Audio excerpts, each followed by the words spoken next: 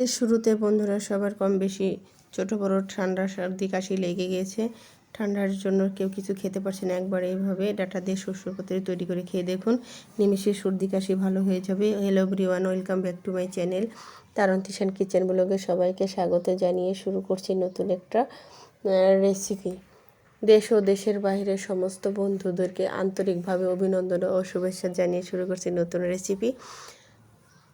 ভিডিওটি দেখার আগে অবশ্যই ভিডিওতে একটি লাইক দিয়ে ভিডিওটা শুরু করবেন। না টেনে সম্পূর্ণ ভিডিও দেখার জন্য অনুরোধ রইল বন্ধুরা। যারা এখন আমার চ্যানেলটিকে সাবস্ক্রাইব করেনি অবশ্যই চ্যানেলটিকে সাবস্ক্রাইব করে আমার চ্যানেলের পাশেই থাকবেন। আর যারা আমার চ্যানেলটিকে সাবস্ক্রাইব করেছেন তাদের অসংখ্য অসংখ্য ধন্যবাদ আমার চ্যানেলের পাশে থাকার জন্য।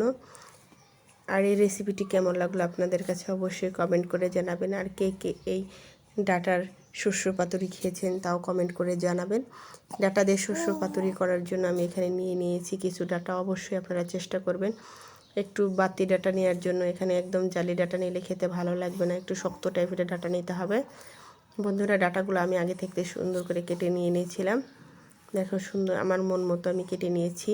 মাঝারি সাইজ করে, তোমরা চাইলে ছোটো বা বড়ো করে কেটে নিতে পারো, যার যার ইচ্ছা সে সেইভাবে কেটে নেবে।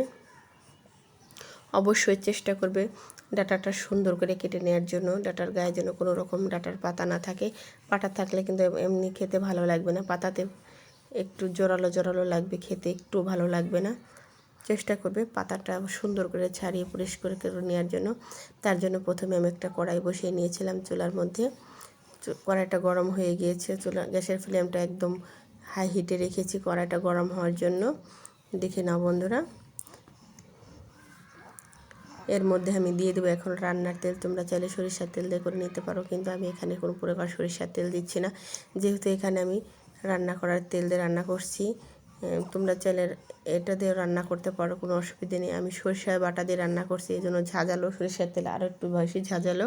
এই জন্য আমি এখানে সাদা তেল দিয়ে রান্না করছি, যেন ঝাঁঝালোটা একটু কম হয়। বন্ধুরা, তেলটা আমি 2 থেকে 3 মিনিটের মতো সুন্দর করে গরম করে নেব। এই পর্যায়ে জালটা অবশ্যই হাই হিটে রেখে জাল করে নিতে হবে। হাই হিটে জাল করে রান্না করলে রান্নাটা ভালো হয়। একটা খুন্তির সাহায্যে সুন্দর করে তেলটাকে কড়াইয়ের চারপাশে মাখিয়ে নেব, যেন কড়াইয়ের গায়ে ডাঁটাগুলো না লেগে যায়। এই জন্য দেখো বন্ধুরা, আমি সুন্দর করে মাখিয়ে নিলাম। তেলটা একদম আমার গরম হয়ে গিয়েছে। দেখতেই পাচ্ছ তেল গরম হলে ভিতর থেকে একটা বুদবুদ শব্দ হয়, দেখো বুদবুদের মতো উঠে। শেষ পর্যায়ে বুঝে নেবে তেলটা গরম হয়ে গেছে। এর মধ্যে এখন দিয়ে নিচ্ছি কালো জিরা ফোড়ন। তোমরা চাইলে এখানে রাঁধুনি ফোড়ন, জিরা ফোড়ন, শুকনো লঙ্কা দিয়ে নিচ্ছি একটা। তোমরা চাইলে এখানে তেজপাতাও দিয়ে নিতে পারো, কোনো সমস্যা নেই, বা সরিষা ফোড়ন দিলেও হবে। যে যেভাবে ইচ্ছা রান্না করে নিতে পারো, তোমাদের ইচ্ছা। আর না চাইলে না ফোড়ন দিতে পারো, তাও কোনো সমস্যা নেই। বন্ধুরা, ফোড়নটা দিয়ে 1 থেকে 1.5 মিনিটের মতো ভালো করে ফোড়নটাকে ভেজে নিতে হবে। ফোড়ন থেকে যখন একটা ফ্লেভার বের হবে বুঝে নেবে সে পর্যায়ে ফোড়নটা হয়ে গিয়েছে। সে পর্যায়ে এখন দিয়ে নিব মশলা। দিয়ে নিচ্ছি পেঁয়াজ বাটা। তোমরা যারা নিরামিষ খাও অবশ্যই এটা স্কিপ করবে, পেঁয়াজ বাটাটা না দিলে হবে। পেঁয়াজ বাটাটা দিয়ে ভালো করে কষিয়ে নিচ্ছি। মশলাটা ভাজা ভাজা না হলে খেতে কাঁচা কাঁচা গন্ধ লাগবে, এই জন্য আমি দিয়ে নিচ্ছি রসুন বাটা। রসুন বাটাটা স্কিপ করতে পারো, তোমরা অনেকে রসুন খেতে পছন্দ করো না। যারা পছন্দ না করো তারা এই রসুন বাটাটা স্কিপ করে দিয়ে নিচ্ছি এখানে জিরা বাটা। জিরা বাটাটা আমি, তোমরা চাইলে এখানে জিরা পাউডারও ব্যবহার করতে পারো, কোনো অসুবিধা নেই। আমি এখানে বাটা মশলা ব্যবহার করছি। আমি বেশিরভাগ বাটা মশলাই ব্যবহার করি। বাটা মশলা দিয়ে রান্না করলে তো রান্নার স্বাদকে দ্বিগুণ বাড়িয়ে দেয়, আর কাঙ্ক্ষিত স্বাদ পাওয়া যায়। এই জন্য আমি বাটা মশলা দিয়ে রান্না করে দিয়ে নিচ্ছি স্বাদ মতো লবণ। লবণের পরিমাণটা আমি আমার মন মতো দিয়ে নিচ্ছি, তোমরা স্বাদ অনুযায়ী কম বা বেশি বাড়িয়ে কমে দিয়ে নিতে পারো। দিয়ে নিচ্ছি হলুদের গুঁড়া। হলুদের গুঁড়াও দিয়ে মশলাটাকে ভালো করে একটু ভাজা ভাজা করে নেব।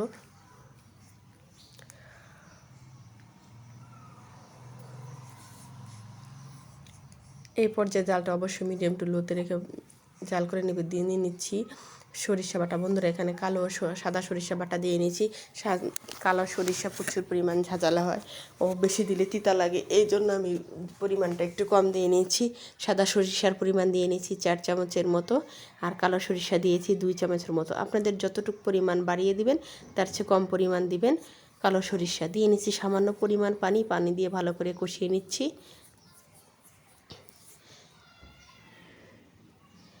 আপনারা চাইলে সর্ষে পেস্টটাকে ভালো সুন্দর করে পানি দিয়ে গুলিয়ে দিয়ে নিলেও হতো, কোনো সমস্যা নেই। আপনারা চাইলে শস্য পাউডার যে বাজারে কিনতে পাওয়া যায়, শস্য পাউডার দিয়েও এটা রান্না করে নিতে পারেন, তাও সমস্যা নেই। যার যেভাবে ইচ্ছা সে সেভাবে রান্না করবেন, কিন্তু রান্নার ধরনটা অবশ্যই সুন্দর হতে হবে। দিয়ে নিচ্ছি এখানে ধনিয়া গুঁড়ো। ধনিয়া গুঁড়োটা অপশনাল, আপনারা চাইলে দিতেও পারেন, নাও দিতে পারেন, কোনো অসুবিধা নেই। আমি এখানে ধনিয়া গুঁড়োটা দিয়ে নিয়েছি। রান্নাটা রান্নার মতো করতে হবে, আসলে খেতে যেন অনেক স্বাদ হয়, ভালো লাগে। দিয়ে নিচ্ছি 4 থেকে 5টা কাঁচা লঙ্কা চেরা। আপনারা চাইলে এখানে পুরোটা শুকনো লঙ্কা দিয়েও করতে পারেন, কিন্তু যেহেতু আমি এখানে সরিষা বাটা দিয়ে রান্না করছি, সেই জন্য এখানে কাঁচা লঙ্কা দিয়ে রান্না করলে খাবারটা কিন্তু আরোটা বেশি সুস্বাদু হবে। এই জন্য আমি কাঁচা লঙ্কা বাটাটা দিয়ে নিচ্ছি। এখানে আবার সামান্য পরিমাণ দিয়ে নিচ্ছি শুকনো লঙ্কার গুঁড়ো। তোমরা চাইলে এখানে লঙ্কাটা বেটে নিয়ে দিতে পারো, কিন্তু বন্ধুরা আমার প্রচুর পরিমাণ হাত জ্বালা করে, এই জন্য আমি লঙ্কাটা বেটে দিইনি, আমার কষ্ট হয়, এই জন্য আমি বাটিনি। বন্ধুরা শুকনো লঙ্কার গুঁড়োটা দেওয়ার কারণ হচ্ছে তরকারির মধ্যে কালারটা সুন্দর আসার জন্য শুকনো লঙ্কার গুঁড়োটা দিয়ে দিছি। লঙ্কার পরিমাণের গুঁড়ো কিন্তু বন্ধুরা একদমই কম দিয়েছি, বেশি দিইনি। ঝালের পরিমাণটা বন্ধুরা তোমরা যে পরিমাণ যে ঝাল খেতে পছন্দ করো সেই অনুযায়ী কমিয়ে বাড়িয়ে দিয়ে নিতে পারো, কোনো অসুবিধা নেই। মশলাটাকে ভালো করে কষিয়ে নিতে হবে। ভালো করে কষিয়ে না নিলে হলে মশলা থেকে কাঁচা কাঁচা গন্ধ আসবে, খেতে ভালো লাগবে না। বন্ধুরা আমি দিয়ে নিচ্ছি, দেখো টকবক করে মশলাগুলো ফুটছে। ঘন ঘন অনবরত নেড়ে নিতে হবে, ঘন ঘন না নেড়ে নিলে নিচে লেগে যেতে পারে, নিচে লেগে গেলে খেতে ভালো লাগবে না। 1 থেকে 1.5 মিনিটের মধ্যে 2বার থেকে 3বার মতো নেড়ে নিতে হবে। ভালো করে মশলাগুলো কষিয়ে নেওয়া হয়ে গিয়েছে। এই পর্যায়ে আমি দিয়ে নিচ্ছি কেটে ধুয়ে রাখা ডাঁটাগুলো। অবশ্যই শক্ত ডাঁটাটা ব্যবহার করবে, জালি ডাঁটাটা দিয়ে রান্না করলে এটা কিন্তু ভালো লাগবে না, খেতে একদম নরম তুলতুলে লাগবে, এই জন্য মোমের মতো গলে যাবে, এই জন্য খেতে ভালো লাগবে না। এটা একটু আশ্বাস বন্ধুরা, এটা চুষি খাওয়া যায় বন্ধুরা, অনেকে চিবিয়ে খায়, যে আর যেভাবে ইচ্ছা সে সেভাবে খায়। এখন সমস্ত মশলা দিয়ে ডাঁটাগুলোকে ভালো করে কষিয়ে নিতে হবে বন্ধুরা। কষানোটা অনেক মেন, গ্রেভিটা যত ভালো হবে খেতে কিন্তু ততটাই মজা লাগবে বন্ধুরা। তোমরা চেষ্টা করবে অবশ্যই ভালো করে কষিয়ে নেওয়ার জন্য। হাতে সময় নিয়ে রান্না করবে বন্ধুরা, তাড়াহুড়া করে কেউ রান্না করতে যাবে না। তাড়াহুড়া করে রান্না করলে আসলে রান্নার কাঙ্ক্ষিত স্বাদ পাওয়া যায় না। হয়তো ঝাল কম হবে, লবণ বেশি হবে, বা ঝাল বেশি হলো লবণ কম হলো, এটা বলা যাচ্ছে না। এই জন্য অবশ্যই চেষ্টা করবে রান্নাটা হাতে সময় নিয়ে করার জন্য। আমি অবশ্যই চেষ্টা করি রান্নাটা হাতে সময় নিয়ে করার জন্য। অনেক সময় তাড়াহুড়া করে রান্না করি, তখন আমার পুচকের বাপ বলে রান্নাটা ভালো হয়নি আজ। ও কখনো মুখ ফুটে বলে না, কিন্তু ওর মুখের আকৃতি দেখলে আমি বুঝতে পারি আজকে রান্নাটা ভালো হয়নি। স্বামী স্ত্রীর সম্পর্ক এমনই হওয়াই উচিত যে তার মনের যদি কথাগুলো আপনি নাই বুঝতে পারলেন, নাই পড়তে পারলেন, তাহলে আপনার কেমন স্বামী বা আপনারা কেমন স্ত্রী। আমি তো আমার সাহেবের সমস্ত কিছুই বুঝতে পারি, তার মনের কি চলছে। আমার পুচকের বাবা আমার সমস্ত কিছু বুঝতে পারে, আমার কি চাই, কখন কি দরকার। বন্ধুরা সুন্দর করে কষিয়ে নিতে পারছি, নিয়েছি দেখো সুন্দর করে। একদম যখন ঝোলটা শুকিয়ে যাবে মোটামুটি, তখন এর মধ্যে একটা ঢাকনা দিয়ে চাপা দিয়ে ঢেকে রান্না করে নেব 5 থেকে 7 মিনিটের মতো। মাঝে মাঝে একটু নেড়ে নিতে হবে।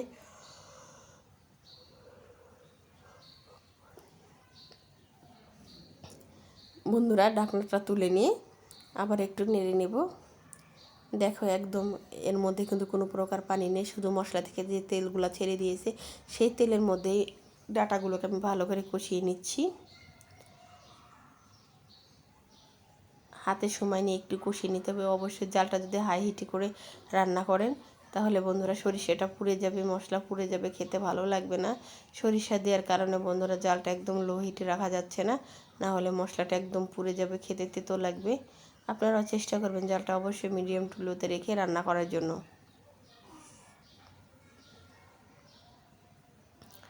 দেখো প্রায় 80% মতো সিদ্ধ হয়ে গিয়েছে, বেশিক্ষণ সিদ্ধ হতে হবে না। সুন্দর করে বন্ধুরা নেড়ে চেড়ে নিচ্ছি।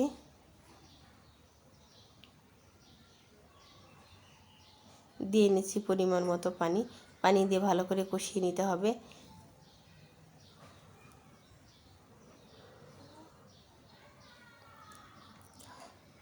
সুন্দর করে কষিয়ে নিচ্ছি। দেখো বন্ধুরা শীত চলে আসছে, তো এই জন্য শুরু প্রচুর পরিমাণ ঘুম পায়, সবারই ঘুম পায়, কাজে অলসতা সবার, কাজ করতে একদমই ভালো লাগে না। আমার তো কাজ করতে একটু ভালো লাগে না শীতের দিন, কী করার আছে বলেন বন্ধুরা। পানি দিয়ে সুন্দর করে একটু নেড়ে চেড়ে একটা ঢাকনার সাহায্যে আবারও ঢেকে নিয়ে 10 মিনিটের মতো রান্না করে নেব। বন্ধুরা দেখো উতুল চলে আসছে, কেউ বলক বলো যাই বলো না কেন টকবক করে ফুটে গিয়েছে। এ পর্যায়ে ঢাকনাটা সরিয়ে নিলাম, সরিয়ে নিয়ে আবার একটু এটাকে ভালো করে কষিয়ে নিচ্ছি। মাঝে মাঝে নেড়ে না নিলে আসলে খেতে ভালো লাগবে না, নরম সফট হবে না। এই জন্য ঢাকনাটা আবারও সরিয়ে নিলাম, ঢাকনাটা সরিয়ে নিয়ে আবারও একটু নেড়ে নেব। দেখো দ্রুত ঝোলটা শুকিয়ে যাচ্ছে। এই পর্যায়ে জালটা অবশ্যই হাই হিট করে রান্না করে নেবে। হাই হিট করে রান্না করলে তাহলে দ্রুত সিদ্ধ হবে, রান্নাটা দ্রুত হবে। এজন্য দেখো আবারও ঢাকনার সাহায্যে ঢেকে নিয়ে রান্না করে নিব 5 মিনিটের মতো। এখানে রান্নাটা প্রায় শেষের দিকে। এই পর্যায়ে দিয়ে নিচ্ছি ভেজে রাখা জিরা গুঁড়ো। জিরাটা আগে থেকে ভেজে রেখে নিয়েছিলাম, টেলে নেওয়া বলেন ভেজে রাখা বলেন, যে যেটা বলেন না কেন। জিরার গুঁড়োটা দিয়ে নেওয়ার কারণ হচ্ছে বন্ধুরা রান্নার স্বাদকে আরও দ্বিগুণ বাড়িয়ে দিবে। এই জন্য আমি জিরার গুঁড়োটা দিয়ে নিয়েছি। জিরার গুঁড়োটা দিয়ে নিয়ে আবারও 3 থেকে 4 মিনিটের মতো ভালো করে রান্না করে নিতে হবে। বন্ধুরা এই রান্নাটা খাওয়ার সাথে সাথে 1 থেকে 2 দিনের মধ্যে ঠান্ডা কাশি সেরে যাবে। যাদের মুখে অরুচি, খেতে পারছেন না ঠান্ডা কাশির জন্য, একবার খেয়ে দেখুন মুখে রুচি ফিরে আসবে। আপনারা চাইলে ভাতের সাহায্যে খেতে পারেন, আর যারা ভাতের সাহায্যে খেতে চান না তারা অবশ্যই এটা এমনি এমনি খেতে পারেন, কোনো অসুবিধা নেই। একবার হলে তৈরি করে খেয়ে দেখুন। এই শস্য দিয়ে ডাটা শস্যের পাতুরি না খেলে বুঝতে পারবে না কতটা সুস্বাদু। ভিডিওটি ভালো লাগলে অবশ্যই আমার চ্যানেলের সঙ্গে থাকবেন, আর সবসময় ভালোবাসা দিয়ে আমার চ্যানেলের পাশে থাকার জন্য সবাইকে ধন্যবাদ। দেখা হবে অন্য কোনো ভিডিওতে। ততক্ষণ আপনারা সবাই ভালো থাকুন, সুস্থ থাকুন, নিজের শরীরের যত্ন নিন। সবার আগে আমাদের নিজেদেরকে সুস্থ থাকতে হবে, সুস্থ থাকলে সমস্ত কাজ করাই সম্ভব।